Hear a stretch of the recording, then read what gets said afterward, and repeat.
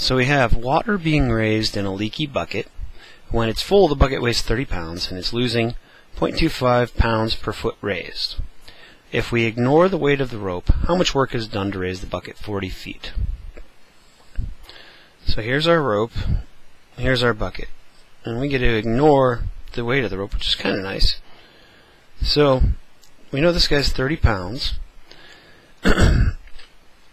but it's losing 0.25 pounds per foot raised.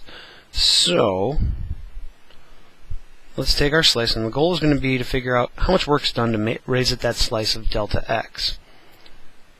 Well, I can let x sub I be either side. I'm going to choose this side, because now what happens is my force on my ith slice is 30 pounds minus what we're going to lose moving, since we've raised it a little bit. So we're going to lose this piece right here, which is 40 minus x sub I, because we're only going up 40 feet,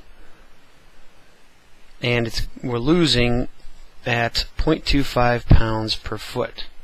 So minus, I'm going to do it in fractions, 1/4 times 40 minus x sub I. So there's the force on the ice slice. Now the work to move it, that little delta x, is our force, 30 minus, I'm going to go ahead and distribute this just to make the numbers a little bit easier, so minus 10 plus x sub I over 4, we'll combine those two in the next step, times delta x. So I'm ready to set up my definite integral. So I have 20 plus x over 4 dx, and we know that x ranges from 0 to 40. Now we can take our antiderivative. We get 20x plus x squared over 8 from 0 to 40, and 20 times 40 plus 40 squared over 8 gives us 800, and then this will be 1600, but over 8 gives us 200, so plus 200, or we get a final answer of 1,000 foot-pounds.